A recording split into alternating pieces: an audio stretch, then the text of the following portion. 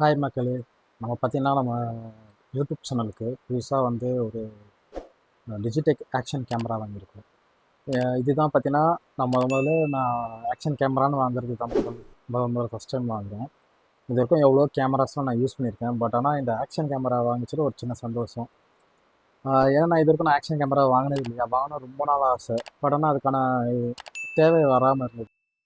இது போயிட்டு அதை வாங்கிச்சது எனக்கு அவ்வளோ சந்தோஷமாக இருந்தது.